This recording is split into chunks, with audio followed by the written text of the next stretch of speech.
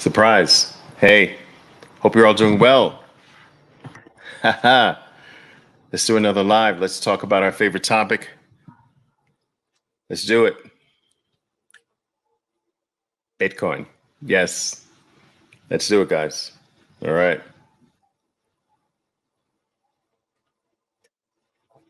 Hope you're all doing well.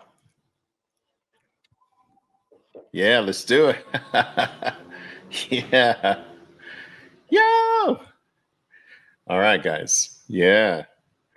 Q&A session. Q&A session. Guys, bring your questions here. You know, every single time I do one of these, right? I usually start off with some type of monologue, and oftentimes I don't even know what I'm going to talk about. I just sort of start shooting from the cuff. That's usually to give enough people to sort of get logged on, understand, because I don't do any advance notice for a lot of these live things, and I know that's a pain, but it's just the way my life is. I can't plan these things, but yeah, bring your questions. I'm not going to do any off the cuff monologue that takes 20 minutes. I've got limited time here as far as the time I have on my camera at the current moment. And I don't want to waste any time. Now, oftentimes I don't get a lot of questions from you. And so sometimes that just tells me that many of you just say, Oliver, no, go off the cuff. But I'd like to really take an opportunity to get as many questions as you typically or as you have on your mind. And you can ask anything your heart desires, especially if it's Bitcoin related. And I don't mind taking questions that aren't Bitcoin related. You ask anything that's on your mind. But, you know, our favorite topic here is Bitcoin. So if it could be Bitcoin related, that's an extra plus. So anyway, guys, come on in, make yourselves comfortable if you have some time. Let's talk. Let's talk. Let me know. Let me know if you have anything that's bugging you, anything that you're uncertain about. And I will say this, I am by no means, I do not consider myself by any means a Bitcoin expert by any stretch of the imagination. I am going down the Bitcoin rabbit hole like many of you are. And I made it, I had this idea a few years ago. Why not sort of go down this experience this learning curve and go down the rabbit hole in real time so that we can do it, you know, in a way, side by side, step by step, you know, and let's learn in real time. Let's make our mistakes in real time and things of that nature. So I thought that was a great experiment, and I'm very glad that I did that. And I decided to do that in, I would say, mid 2020. And I've been doing that ever since in a variety of different ways. But still, as I go deeper and deeper down the rabbit hole, which takes you in myriad different directions, I consider it's interesting that the deeper you go, the more you understand that you don't understand, the more you understand that the horizon continues to move on you.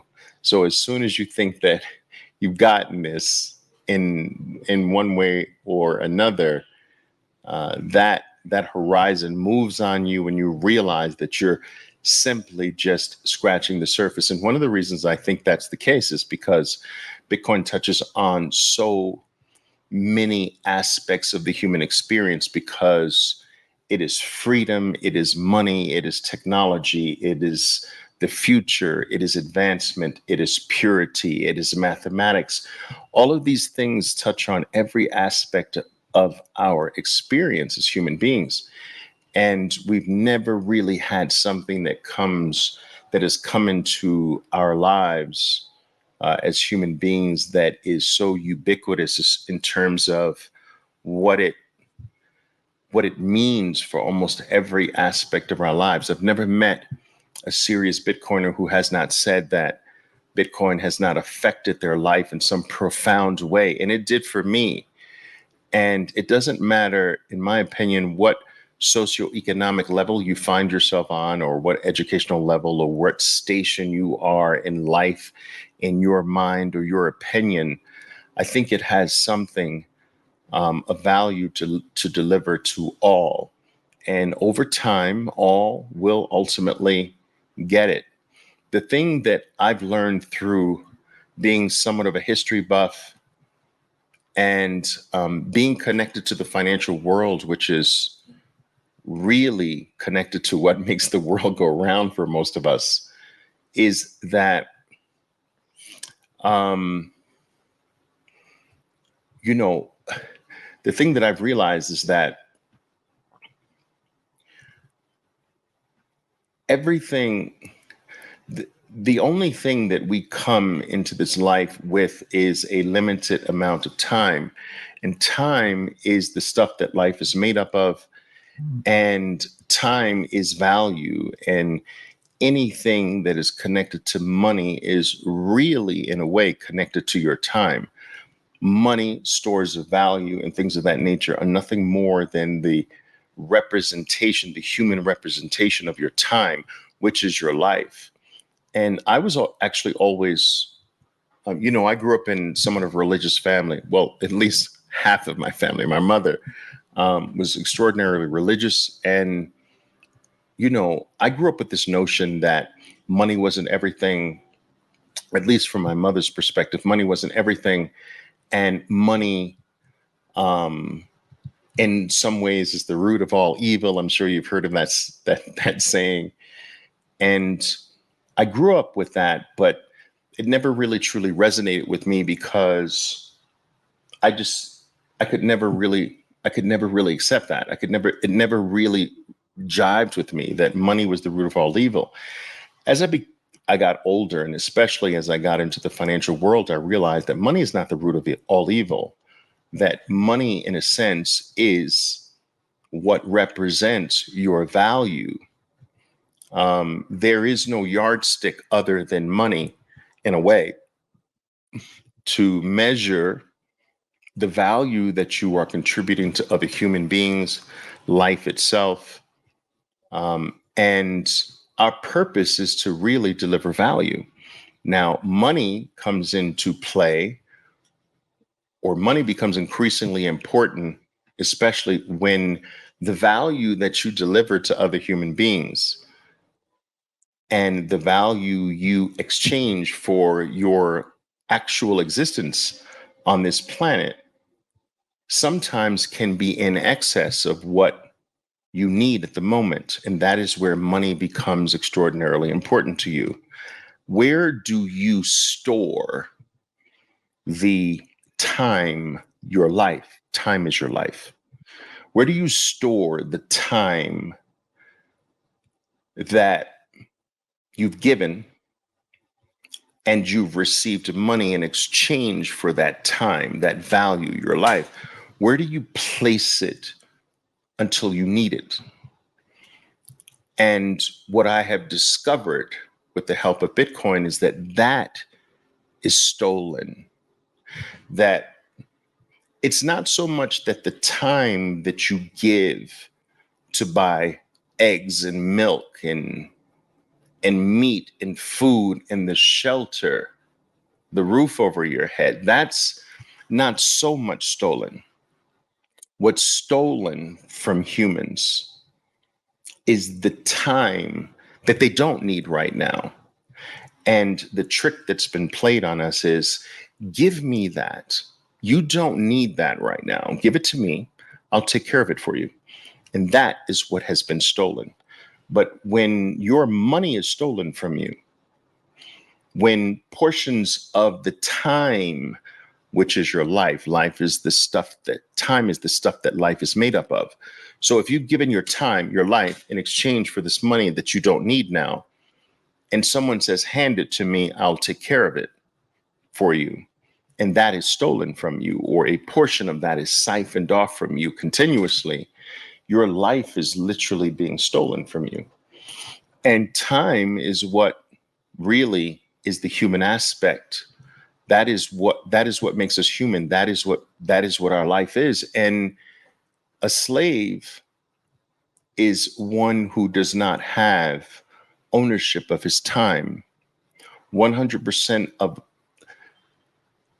100% of the time of a slave is owned by another, and all the fruits of the labor from that time is owned by another. That is what we call a slave. Well, you can also be a slave in parts, or there can be a portion of your life that's a slave. So if you have given your time, and in exchange for this time, you receive a coupon called money that you don't need to spend on milk, food, and shelter right now, but you need your life or your time, your money to be protected for future use, whether that is your future use or the future use by your offspring or their offspring generationally or what have you. It's still your life that you gave for that. And so Bitcoin's taught me to respect that more and to be very careful about giving that money, your time, your life to another man. And Bitcoin has come into our lives to basically say, look, here I am. For the first time in the human experience, you have something that you can place your time, your life, your money in, and mathematically so, in a very open way, in a permissionless way, you can see how your life is being handled, how your time is being handled, how your money is being handled.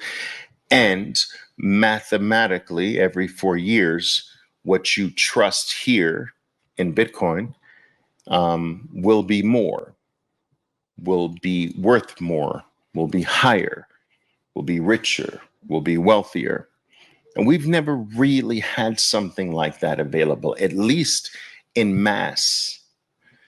And what's so special about Bitcoin is that it is the ultimate vault for every single human being on earth to store exactly what you don't need at the current moment. And it's come to replace all of those fake sources that claim to be that in the past, that claim to take the role of I'll protect it for you, you know? And they've all failed until now. And so, you know, the deeper I go down the rabbit hole, the more and more I understand that. And that is a solution that means something, that has value for every single human being on earth. It's not about, oh, well, you know, this blockchain, you can buy your hamburger 3 seconds faster than this blockchain. That doesn't solve a problem for every human being on earth. It doesn't protect one's time. You know, these are bullshit narratives to enrich others.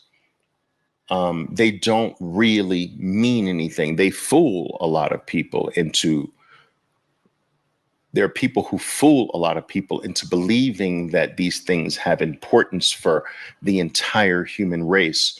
Oh, well, you can save your pictures of a banana here, and no one can ever steal your picture of a banana. Really?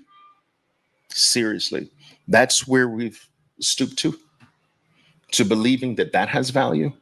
Well, this blockchain you can spend your wealth faster. You can give it to another person faster than this one. You can give up your time and your value to another man faster. That is our value proposition. Shitcoin. You can buy your hamburger faster. You can buy your hot dog 3.5 seconds faster than this. This one's slow. Really? That's your claim to fame? You know, your monkey picture. You like that monkey picture, right? The most primitive monkey pictures have what value? Dude, my kid can draw a better picture than that. This is your claim to fame. This is what you're promoting to me as a solution for every human being on earth. No, I want something that protects my family forever. Even if I'm gone, I want them to know that it's there, that no one can steal it, that no one can take it, that no one can manipulate it, that no one can confiscate it, that they can verify that it's freaking real,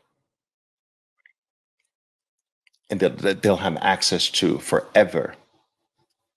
And this is what I've learned that Bitcoin delivers for us, something that in truth, consciously or unconsciously, the human race has been in search for throughout its entire evolutionary process, but we finally have it now.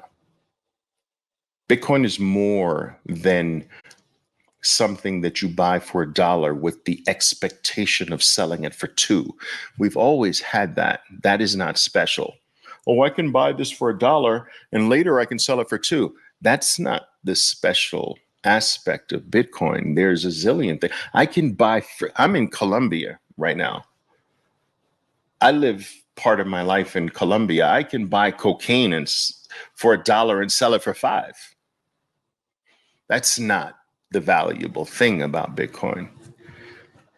So anyway, the deeper I go down this rabbit hole, the more and more special I understand it as, and the more I'm convinced that you're not going to get it from me.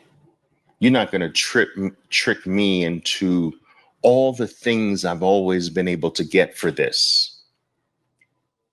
It's the most limited thing on earth. It's the scarcest thing on earth. It's the fairest thing on earth. It's the hardest thing on earth. It's the best money we've ever come in contact with as a human species. And everything in life is about finding the best money to store your life in. It's not about using your money to buy Louis Vuitton purses for $10,000. That's nonsense. Or cars that get used every single day and should go down in value, but because we live in clown world, they go up in value. And that's bullshit. It's about storing my life. Where can I store my life, my time? I gave my time and I received this for my time. I've only got a certain amount of time.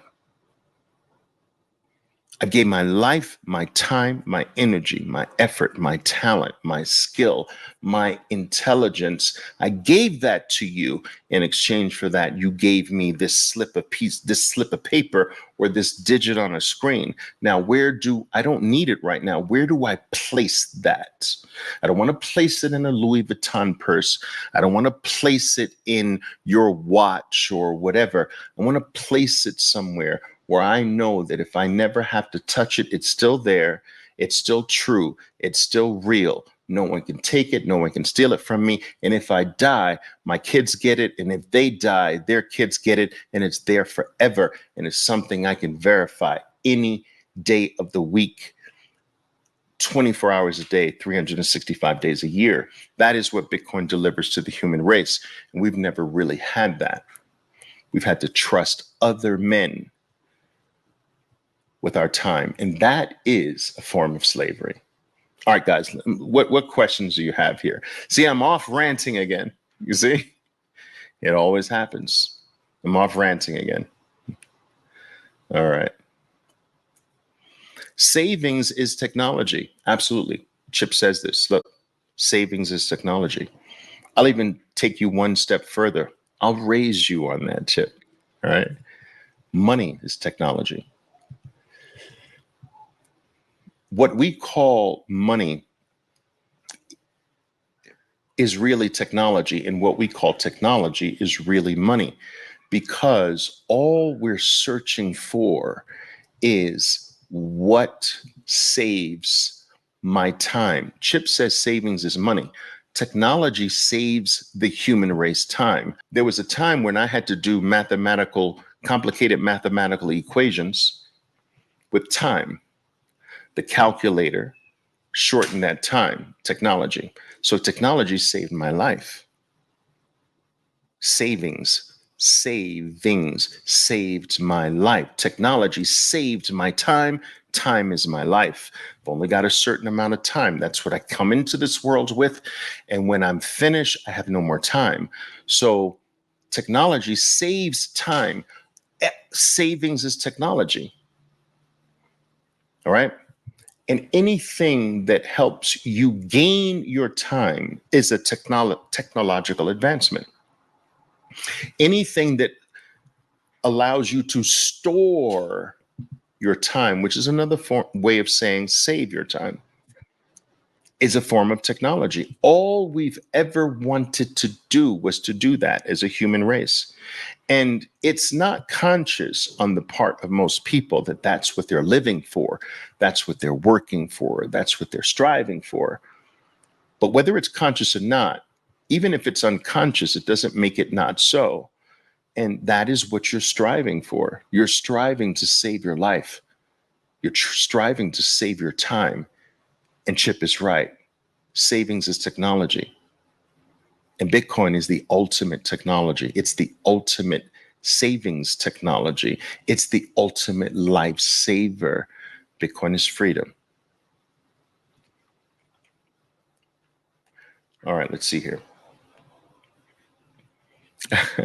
I appreciate that. BKD Coffee Dad. I appreciate that. Yes. Let's see here. OV, Stutter Swag. Oliver, should I take a personal loan out to buy more BTC or a home equity loan or something?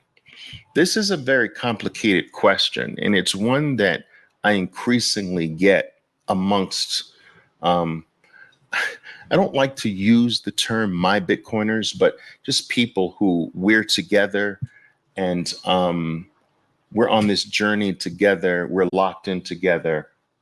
And we have been so from 2020. And so I sort of affectionately call them my Bitcoiners. It's not a bad thing. Okay. But what I'm constantly getting this question amongst my Bitcoiners. And it's complicated because everyone's situation is very different. But I will shoot off some bullet points here that I think are worthy to be conscious of when it comes to this question. Should I borrow to buy Bitcoin? Sometimes the answer can be yes for some, and sometimes the answer should absolutely be a resounding no. So my view is that it's better when you can borrow and that borrowing has nothing to do with any existing Bitcoin that you have.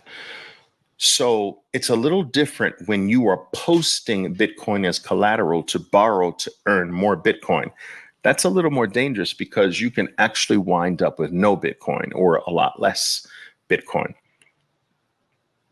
If you are borrowing in a way that has nothing to do with any part or any amount of Bitcoin that you have, that's a very different scenario. That's better borrowing, in my opinion. And if you are borrowing that, so in this scenario, you're borrowing someone else's money that is not marked to market, because marked to market in my industry means that the value of your the value of what you posted as collateral is being marked in real time. That's a little more dangerous. If you are borrowing with a static payment amount that has nothing to do with a moving price of what you posted as collateral, that's a better form of borrowing. Now, if we take the borrowing from a bank loan, it is not really marked to market of any asset that you've posted. What you are posting is your reputation. What you're posting is your credit worthiness. What you're posting is basically your earnings potential and things of that nature. And so you're getting a loan that just has a static amount that you have to pay at a predetermined, over a predetermined period of time. That's the best borrowing you can do, right? And if your life, my view is that if your life is not affected by, in a great way, by the payment that needs to be, that you are obligated to pay to service that loan, meaning that you're not going to make your wife or your husband suffer because you've taken out this loan. Your kids don't have to do without just because you want to be a bigger Bitcoiner. I will run into issues with some of the really hardcore Bitcoiners when it comes to this, but I don't believe in taking things so far where you cause another human being, especially one that you've taken responsibility for,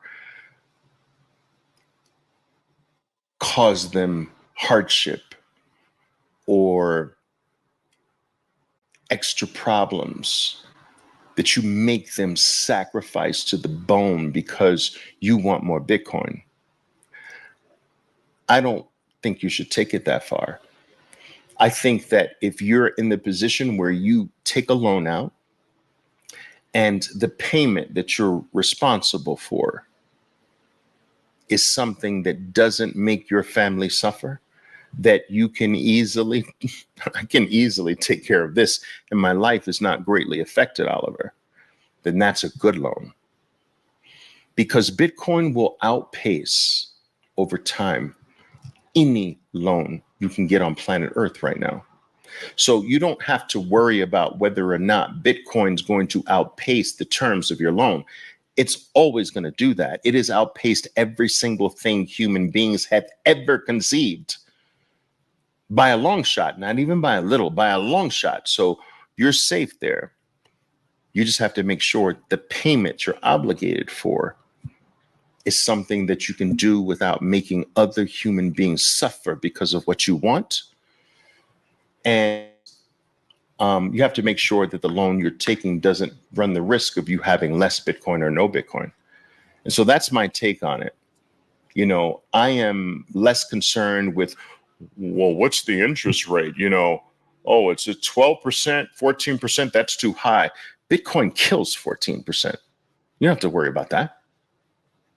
Well, you know, other people borrow at 7% and you're borrowing at 14%. Bitcoin kills that. Just, you don't have to worry about that so much. Is the payment that you're responsible for, is that going to make you have to almost be on the fucking street? And if the answer is no, I can easily handle that. That's no big deal. Then I think that that's smart borrowing. Because when you are borrowing to buy Bitcoin, what you're doing is you are truly exercising a speculative attack on the failing system. So think of it this way. When you borrow money, you're shorting the US dollar. Now, the US dollar is guaranteed to lose money every single second of its existence. Every single second. And so if you are borrowing and taking advantage of the value today, tomorrow it's less value. Next month is even less value. Next year is even less value. But you've gotten the value from today when a year from now, it's substantially less. 4 years from now, it's exponentially less. So you're shorting the dollar. You're grabbing the value today, a value that you know will be less later. That is smart.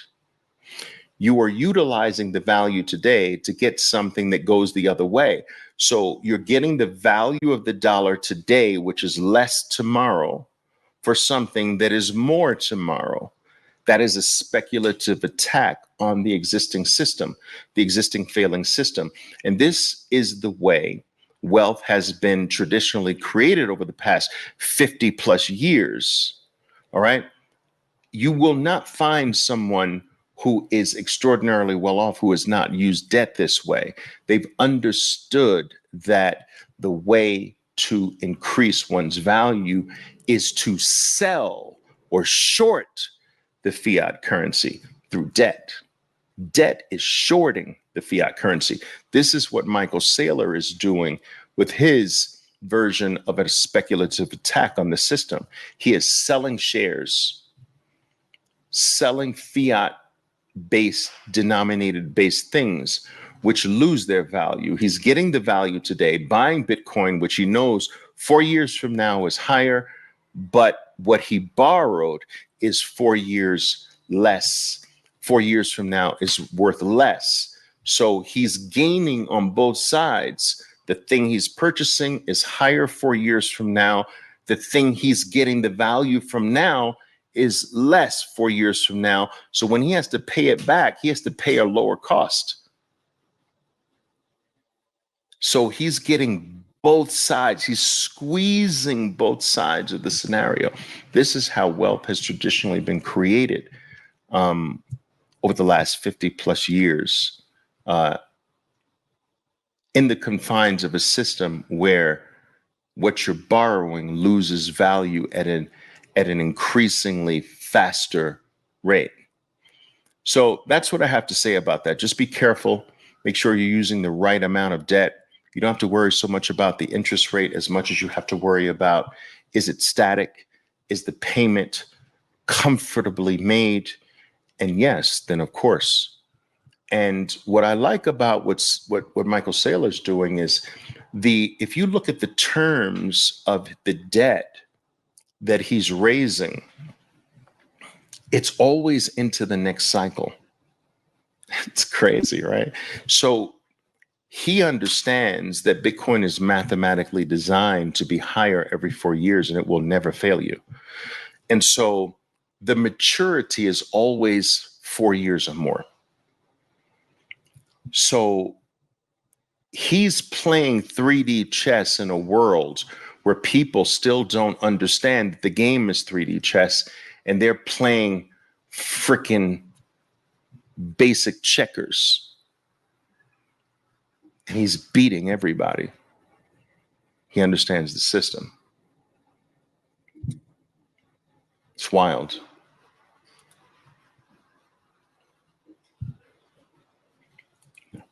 Let's see here.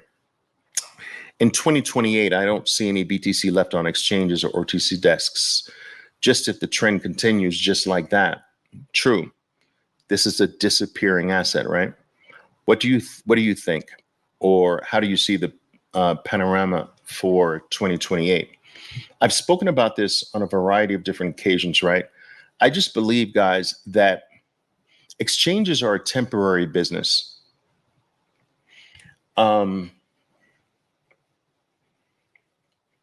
It's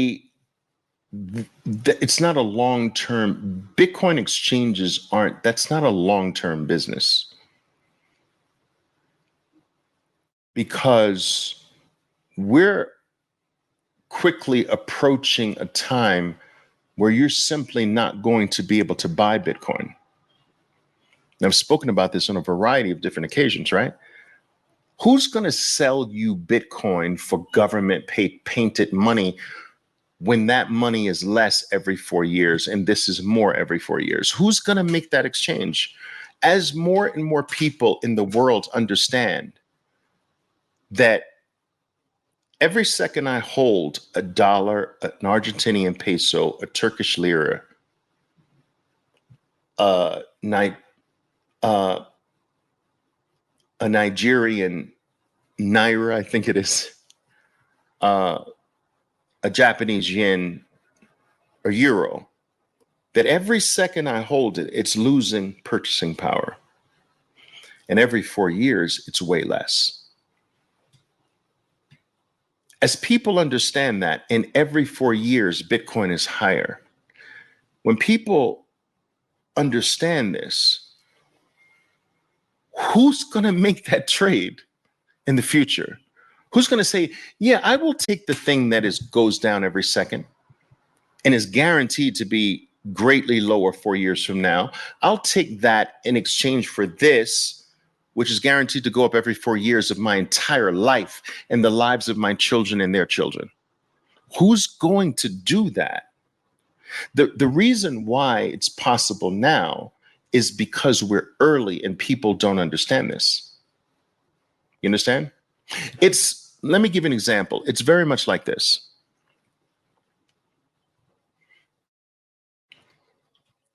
Whether this story is absolutely true is not the point. It drives the point. It still drives the point home. It is said, and I was taught this in school, that Manhattan was sold for a pig and a blanket for warmth. One pig and a blanket to the Indians. I mean, the word Manhattan is a native Indian word, Manhattan. Manhattan was supposedly sold for a pig and a blanket. Now, the people who received the pig and a blanket thought that that was a good exchange. All of Manhattan for a pig and a blanket. Now, again, whether that story is absolutely true is not the point. It was taught to me in school as being true.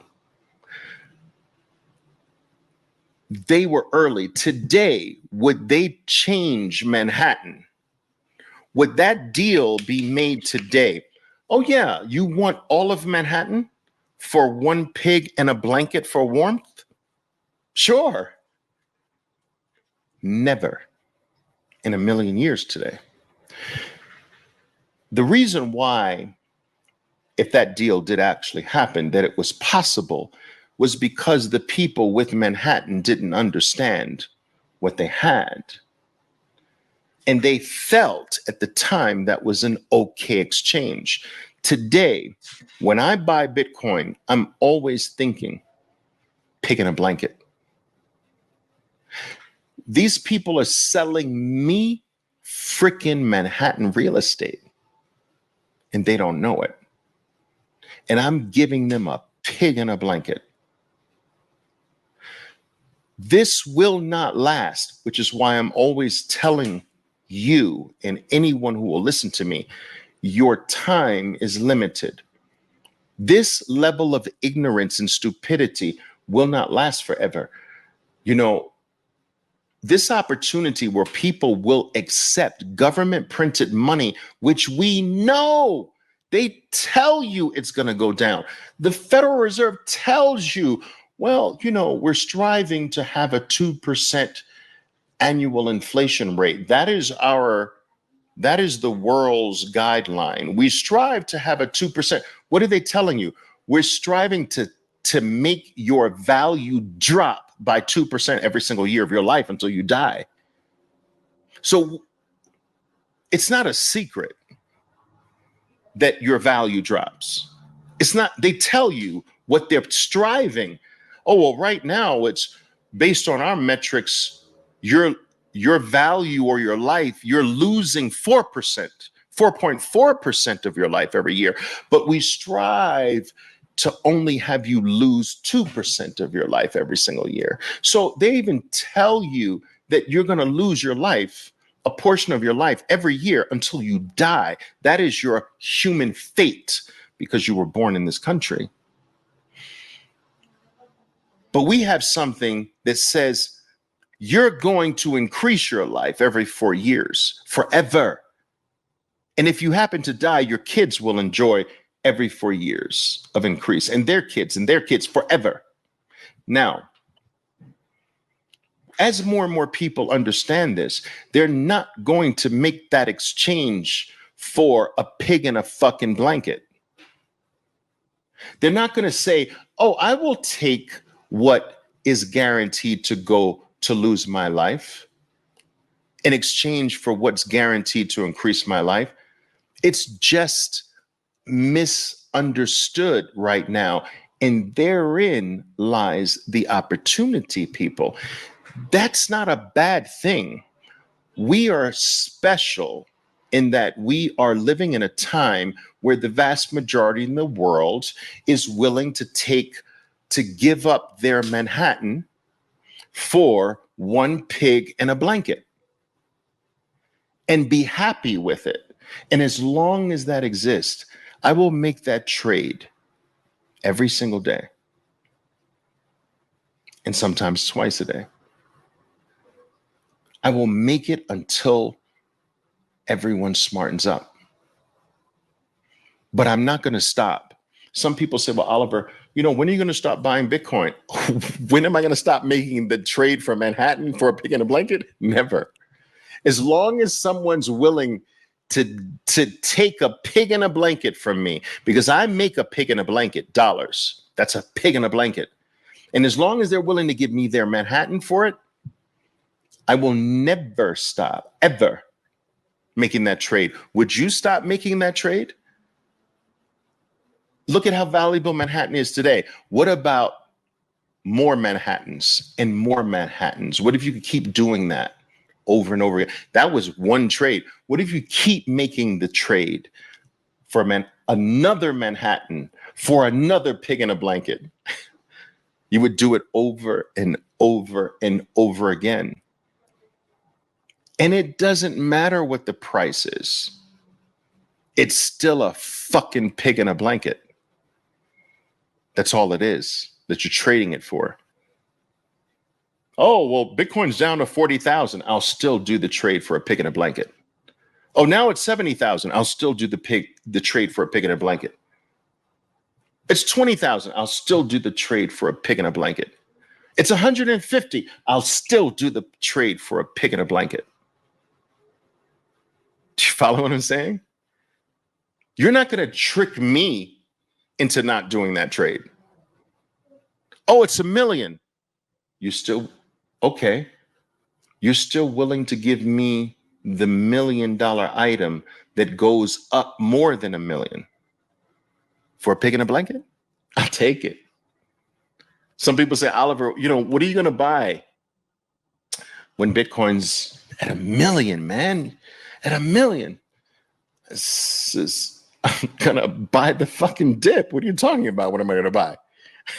Now buy the dip, dude.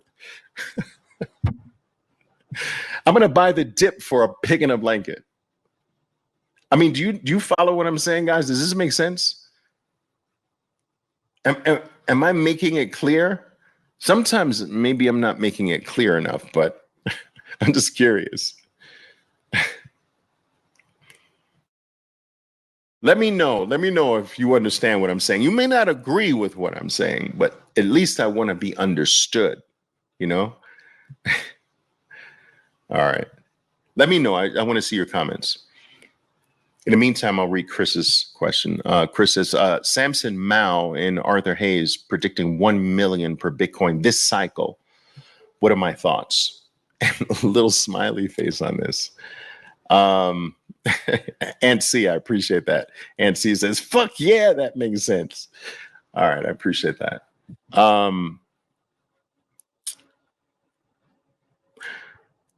Samson Mao, Arthur Hayes predicting 1 million. I think I mentioned this in my last talk or two, maybe the last two talks. I appreciate that, guys. Thank you for letting me know that you understand. I mentioned this, I believe, in my last two talks, that I believe, I was talking to friends about this today. We're sitting on my balcony smoking some cigars, and I was having the same conversation. It is time, I was telling them, it is time to be absolutely freaking delusional. Listen to my words, people. If there ever was a time to think delusionally, to be delusional, it's now. I want you to come up with the freaking craziest, but kind of possible price you can come up with. I mean, let's not be absolutely dumb with it, but I want you to stretch your thinking. I want you to think in this terms. What if we are at the point, people, in my opinion, that you need to think, what if you need to sit your family members around your dinner table and say, I know, I know this might sound freaking delusional, but what if Bitcoin touches $1 million by late 2025? I think you should have those conversations around your dinner table, people, now. And you can even go a little bit higher. 1,200,000, 1,500,000, 2. Well, let's even get an extra credit. What if Bitcoin touches $2 million? I don't think that it was the time to be that delusional when Bitcoin was 100 or even 1,000 or even 10,000 at that point. But now it's time. It's time to be stupid. Because stupid just might not turn out to be stupid now. $1 million? Possible. More? Possible. Likely? That's debatable. But if there ever was a time where it's the most possible in Bitcoin's life, it's now. We're living that now, people. We're living it now. And I am not just pulling this out of my ass. Do you understand? I am using historical precedent for these possibilities. I don't just pull things out of the air. I consider myself a small little student of history. These things have happened before, and more so. All one need do is study what happened to Germany in the 1920s. You understand? And how their currency just went on a freaking exponential dive to the downside.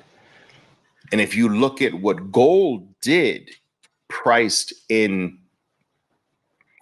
I can't remember what the currency was at the current German Reichs, maybe, I'm not sure. You'll see something that is just absolutely stupefying.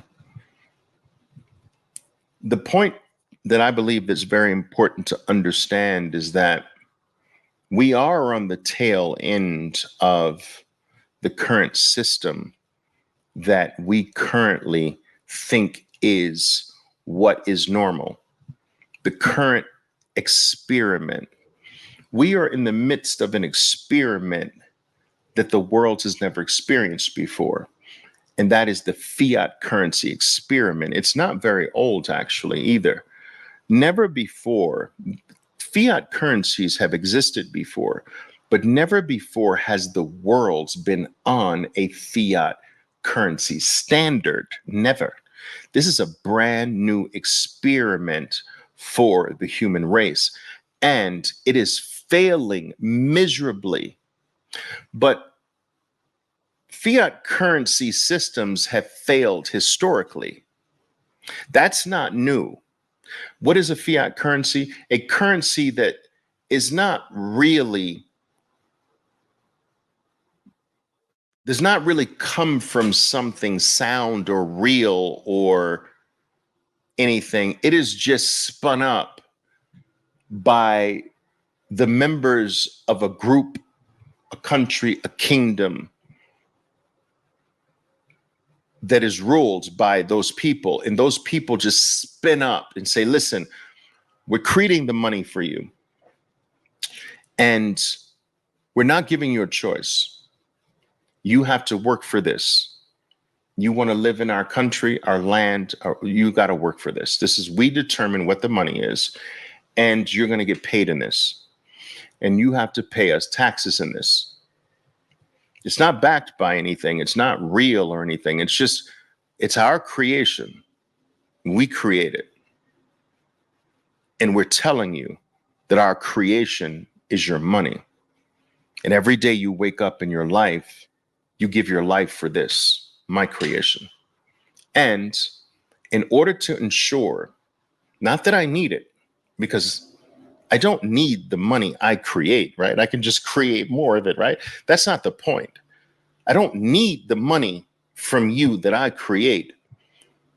I still need you to pay me taxes in that money to ensure that you are working for my money. I can create it at will, so I don't really need your taxes.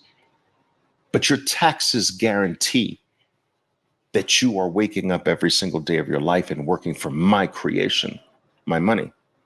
And that is how I ensure that you're locked in. Because the moment you stop paying me my bullshit money, which I can create at will, I don't need it, but that's my check on you. When you stop paying me my creation, then I know you have opted out and I'm throwing you in jail.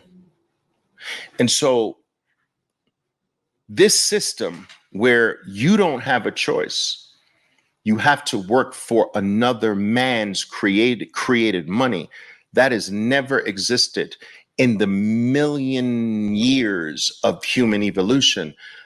It's really a very young experiment on the human race where every controlled group in the world decides simultaneously, we're going to try this out on the whole human race. This is new, people. It's barely 50 years old, and it is failing at an exponential rate. And the reason, so I tell you all of this to, in a circuitous route, to come around to my final point, which is we've had collapses throughout all of history. All of history. Every empire's collapsed. Every lordship, every dictatorship, every empire has collapsed. We've had collapses. But we've never had an entire global collapse that is in one system. You see, when we've experienced collapses throughout the human experience, it's always been, okay, they collapsed. But we're not on their standard. Their standard collapsed. We're in a different standard. Oh, now they collapse, but we're not part of them. So it was always collapses in pockets. Today, people, everyone is the same. Every country, every power is on the same faulty, shifty sand. And the next collapse is everybody. This is why you need Bitcoin, because Bitcoin is the only thing that will save you from this global failure. And everything has to fail, right? Everything. Bitcoin is outside of that, so it doesn't have to. But I'm saying every system fails. The average lifespan of a fiat currency is 27 to 35 years. I can show you this. This is not something that I'm making up here, right? So if I show you this, give me a second.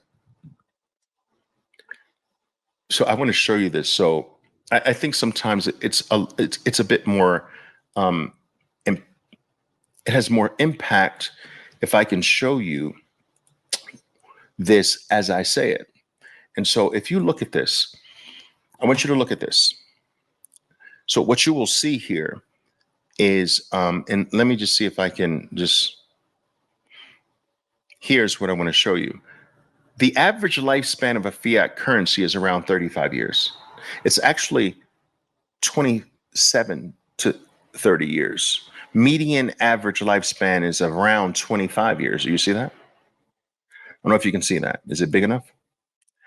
Anyway, we're talking 25 years is the average. 25 years for a collapse. Average fiat currency collapses in 25 years. So they come and go. The fiat currency cemetery is exponentially larger than all fiat currencies that exist today.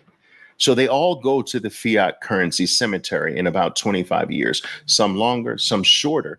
This is an average. So imagine some fiat currencies go to the cemetery in 8 years, 9 years, 10 years. The average is 25, right?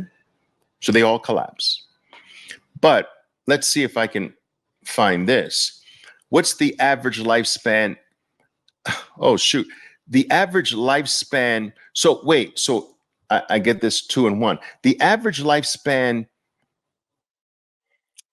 of a world's reserve currency is about 100 years. So the difference that I want to explain to you is this. There are two types of fiat currencies. There's the fiat currency that's not the world reserve currency. That's the Turkish lira, things like that. The Argentinian peso. Then there's the world reserve currencies, like the US dollar is today, but other world reserve currencies existed, like the British pound was the world reserve currency. Now it's the US dollar. Spain had the world reserve currency for a period of time. Portugal had the world reserve currency for a period of time. China had the world reserve currency for a period of time. So it's the world reserve currency is the currency that the majority of the globe decides is a money they will use as a standard. They may have their money, but this is the global standard. So the dollar today is the world reserve currency. It is the global standard. It is where most business throughout all countries are done in US dollars. It's the global standard. No one's going to refuse dollars for their big, giant business transactions. So there's regular fiat currencies, average lifespan 25 years. Then there's world reserve currencies, average 100 years. Where do you think we are with the US dollar?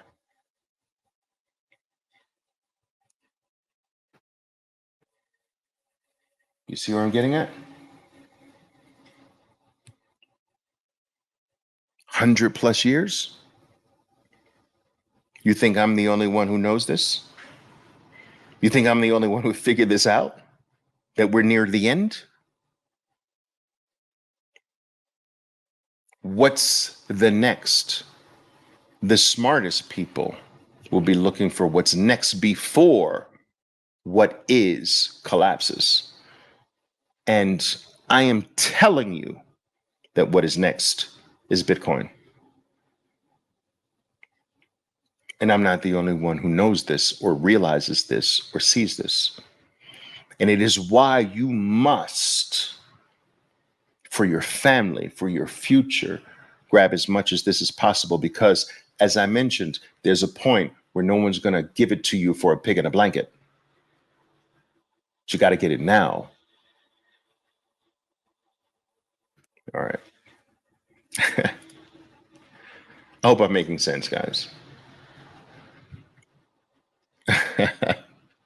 Yes. JR Trades. I appreciate that. I appreciate that. It says you blow my mind. I appreciate that. But what I feel is that today still too many people are looking at this Bitcoin as just another thing. I don't speak to you from the angle that Bitcoin's another thing. It's just another thing to make more pig in a blankets. No, I just want to make more. I want to have more pigs and I want to have more blankets. That's what most people are using or approaching Bitcoin as. It's a way to make more pigs in blankets, more dollars. It's a way to escape dollars. We're on the tail end, dude. I just showed you 100 years. We're on the freaking tail end. Germany was on the tail end in the 1920s. You see what happened to that shit. Some of you remember currencies that used to exist that don't even exist today. Where is the Italian lira today? French francs, anyone? Anyone? German marks?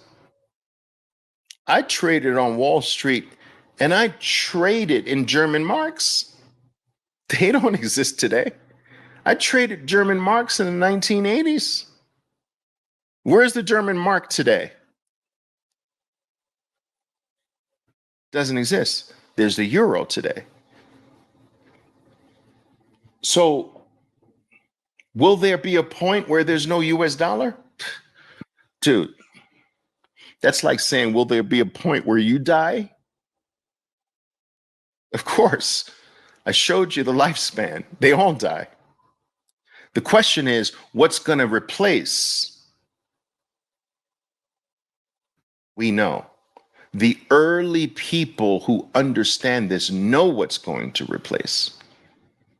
And you got to get it now.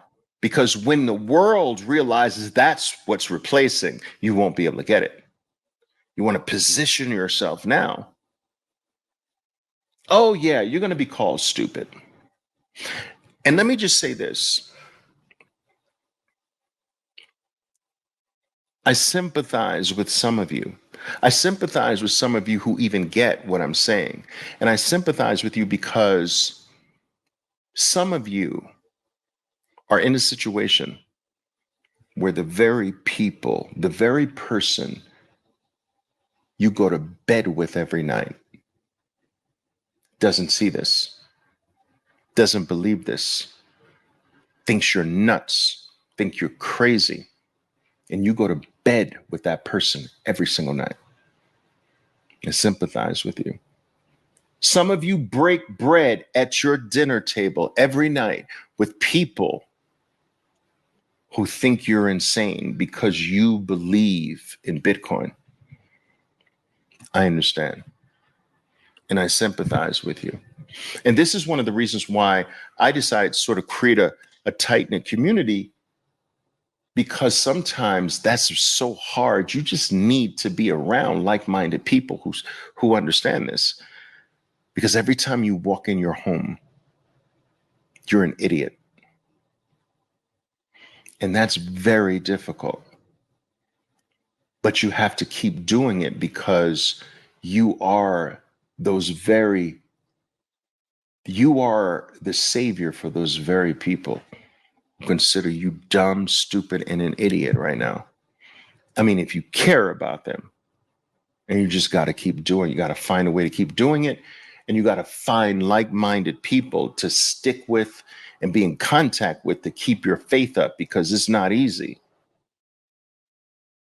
We are going to be called lucky in the future.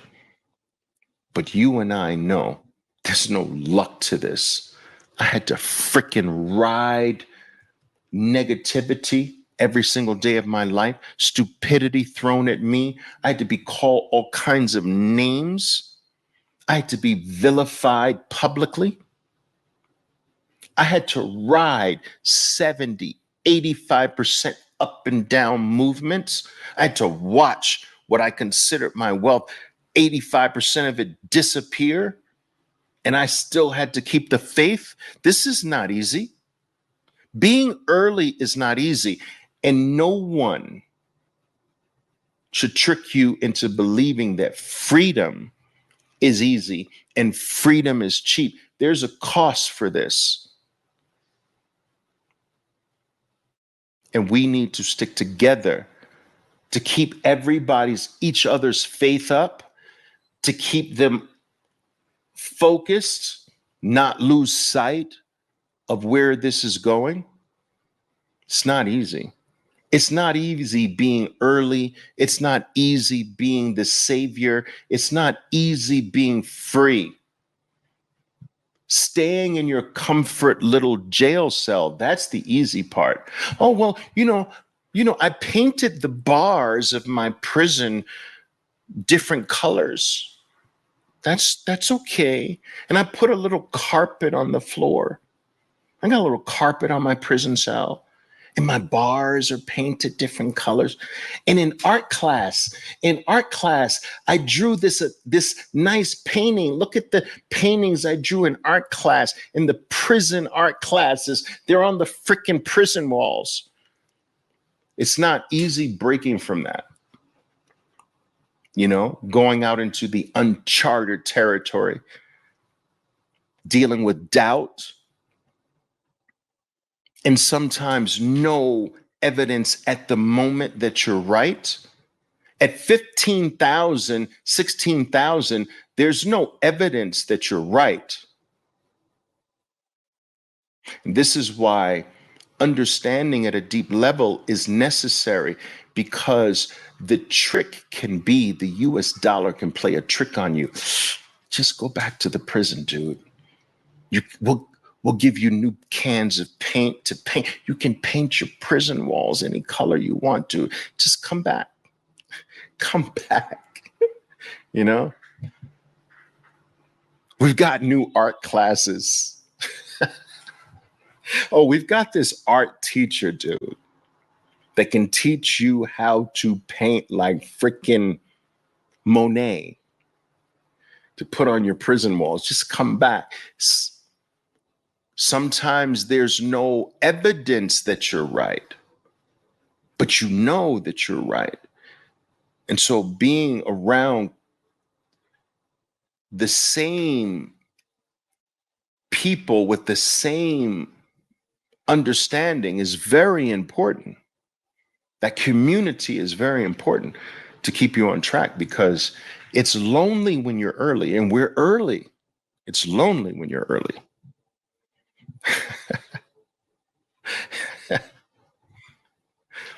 You know what I'm saying? LibTech. Serious question, Ali. I don't think we will see another bear market in Bitcoin like previous, and drawdowns like before. I think you might be right. I don't think that bear markets are gone per se.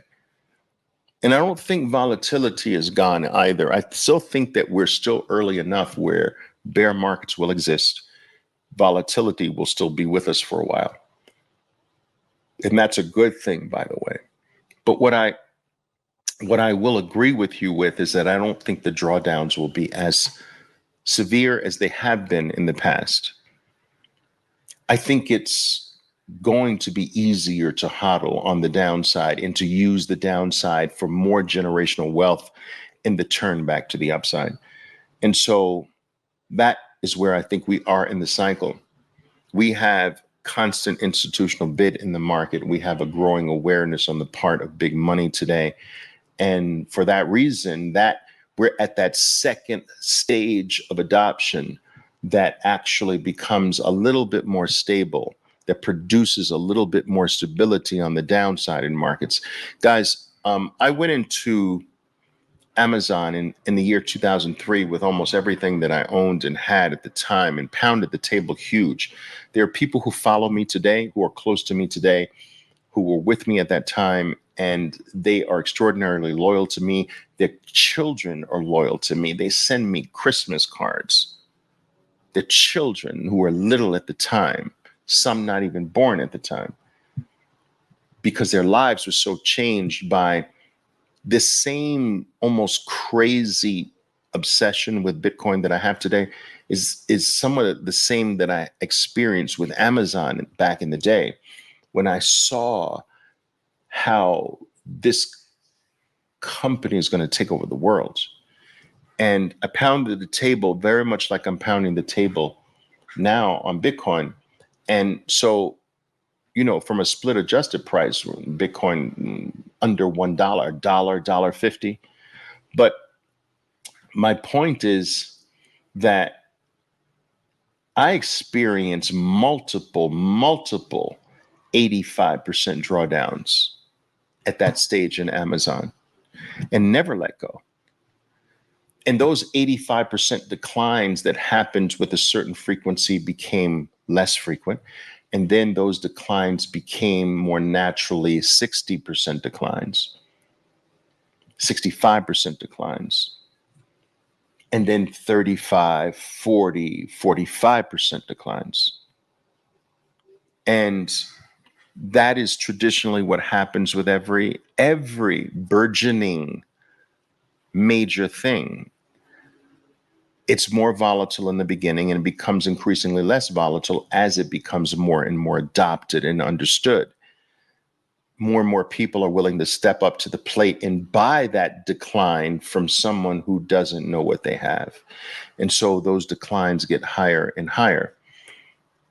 And we need look no further than our own personal lives, right? You were more volatile at 13 years old than you are today, 15 years old. You were more capable of doing backflips and rolling down hills and falling and making some serious errors, than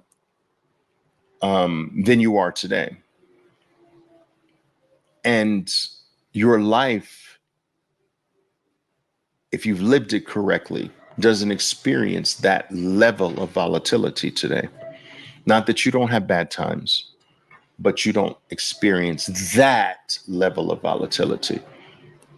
And so it's like anything else in life. Over time, Bitcoin will become less volatile, but we don't want to rush that because the greatest opportunity lies within its highly volatile error. And if you understand what you have, you use the volatility. That volatility becomes a tool for generational wealth in the future. And so while people are letting it go in one of its downside volatile periods, you're taking it from them. You're exchanging a pig in a blanket for Manhattan. And that is what we did with Amazon from 2003. But yes, less volatile over time for sure. I do think.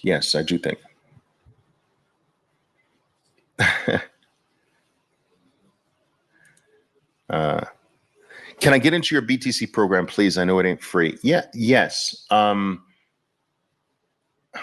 Listen, I'm not here to try to sell you anything because at the end of the day, all I'm going to tell you to do is freaking buy Bitcoin, keep buying it, self-custody it, secure it properly, run your own node, be totally self-sovereign, and never stop. So you already have what I'm going to tell you to do.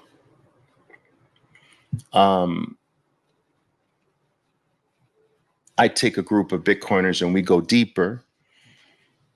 UTXO management, the proper multi-sig custody, which nodes to run, how to set up your node, how to borrow against your Bitcoin. Like we go deeper than I can do in a public space.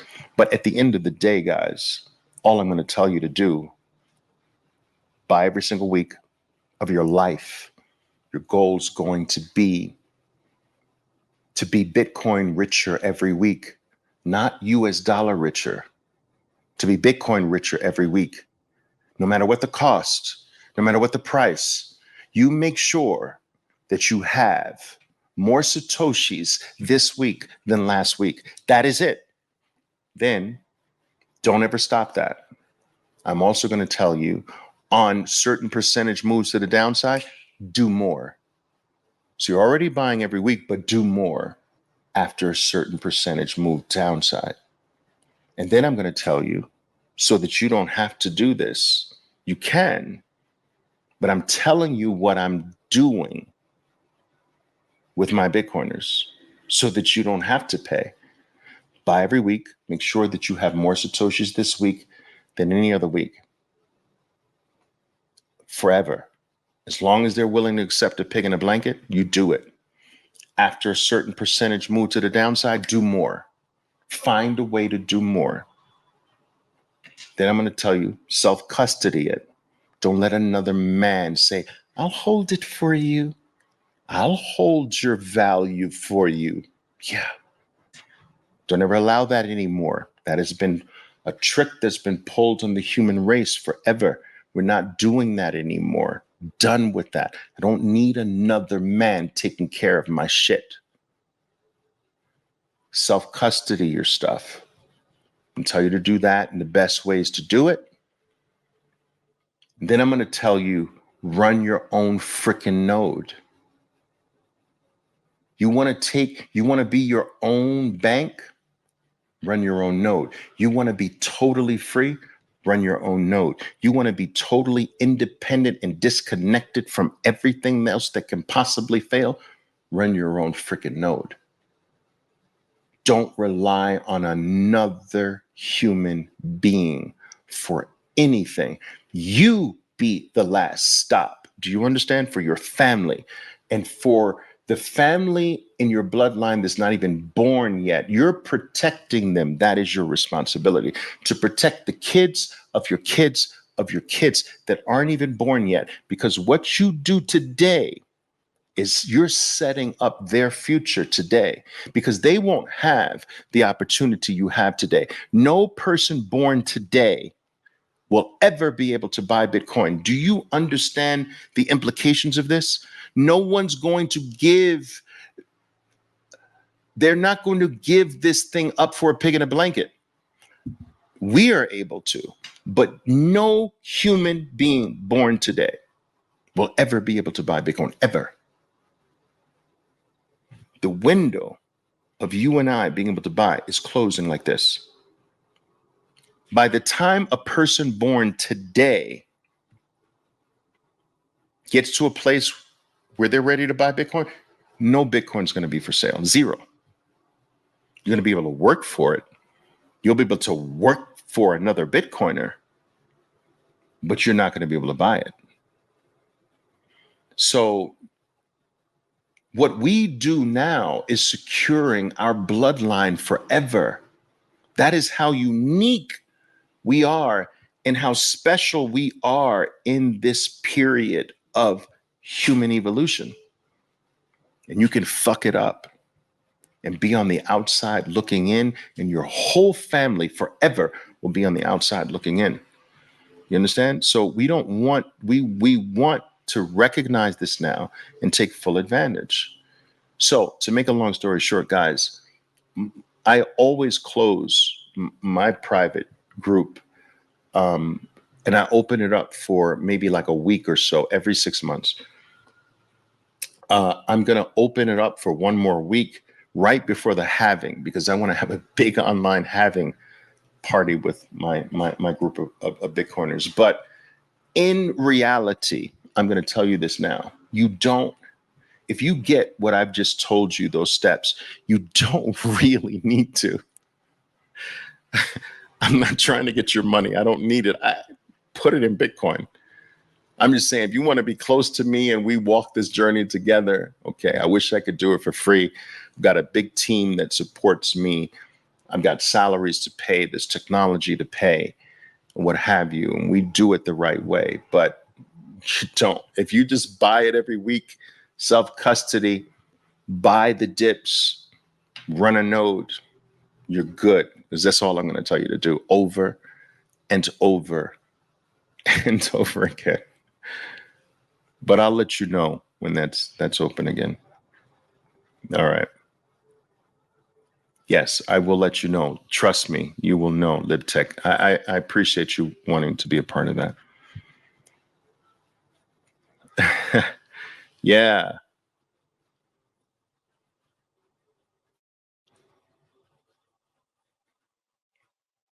Let's see here. Wait a minute. That's not what I want to. Let me see here. Uh, uh,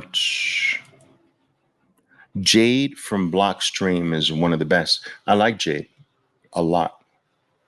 They are definitely one of the best hardware wallets. I like Jade because it's relatively simple. And simplicity is overrated, but it should be. It shouldn't be. What I also like about Jade is that it's one of the least expensive self custody solutions out there. Number two, simple, one of the least expensive. Two, the third thing I like about Jade is that it's the one of the most holistic approaches to self custody. So there's a hardware wallet itself, a device, a signing device. There is an app on your phone that you can interact with your Bitcoin and your node, and if you have it connected to a node and what have you. Then there's a desktop app. These things are not risky to use as long as you're securing it with your hardware device, your seed phrase with your hardware device. And so there are very few things where you have a device, you've got an app on your phone, you've got an app on your computer, you have access to a side chain called Liquid, and there are some multi-sig capabilities built into that ecosystem. So I can't speak highly enough. And they're not the only solution. I love Fountain and what they're doing as well. Love Cold Card. These are not as holistic, but really, really solid options to self custody for sure.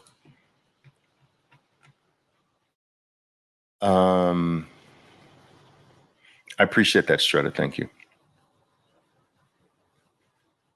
Cold Card, yes.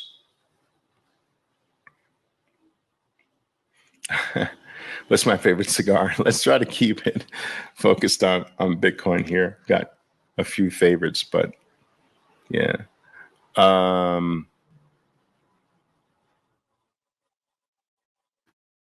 What else here? That it?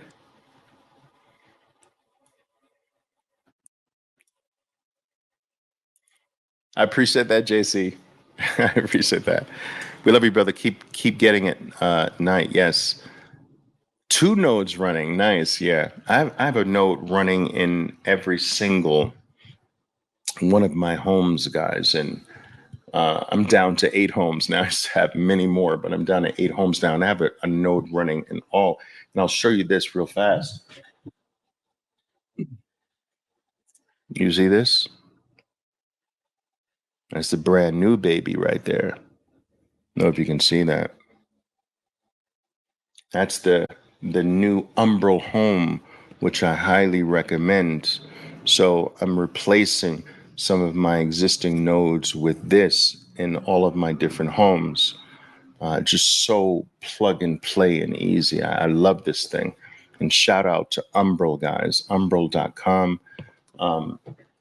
So highly, highly recommended. In fact, let me just even show you if I can, and then I'm going to get out of your hair here.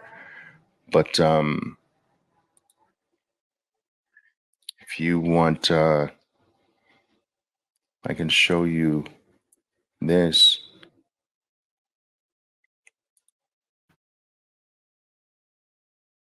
Yeah. So this is Umbral's home node setup. I love it.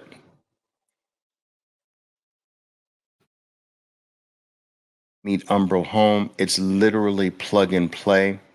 It's future proof as well.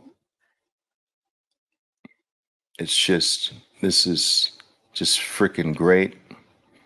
And let me just say this. I will say this, guys, that uh,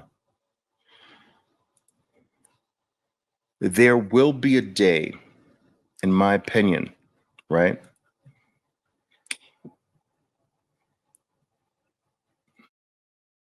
In which we will be banks for other people in the world.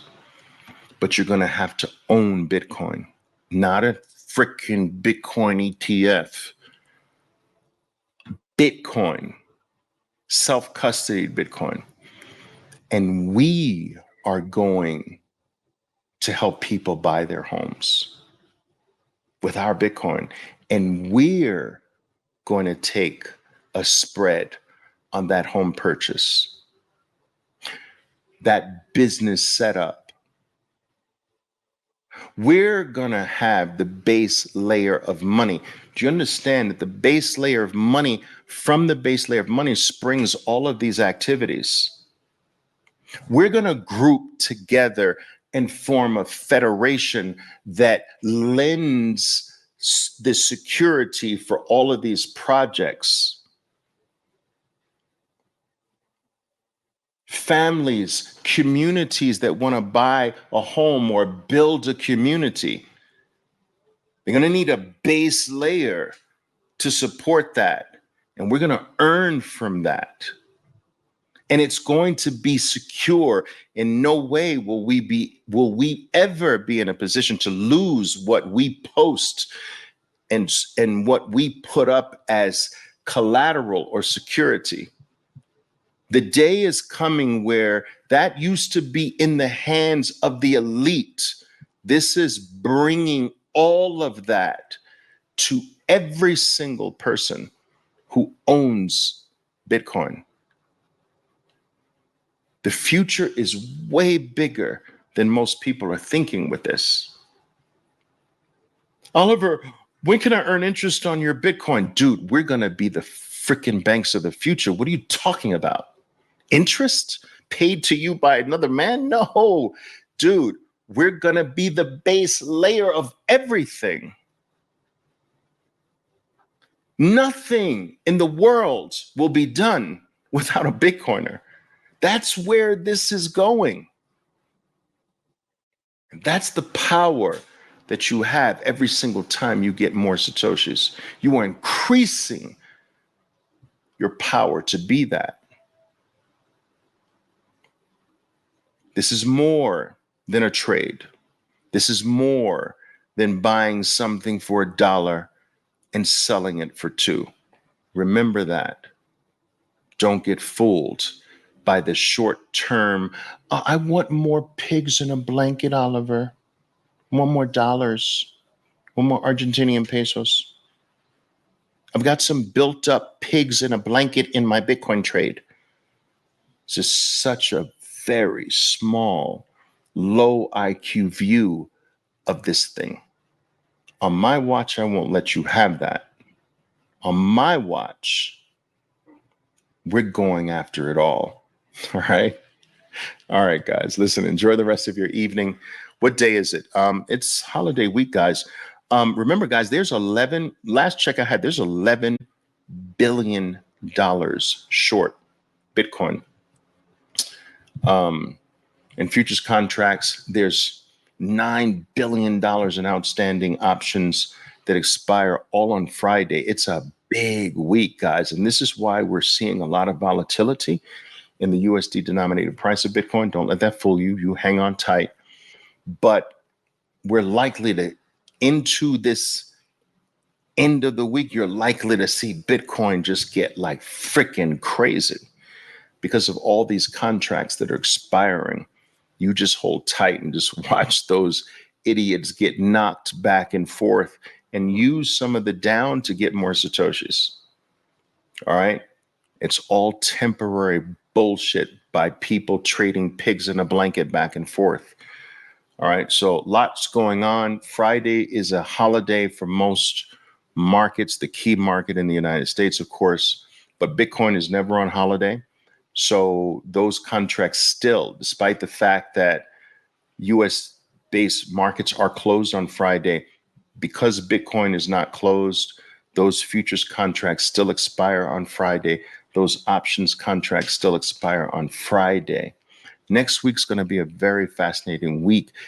All of that is out of the way. So get ready, go to work, stack harder. Ciao for now.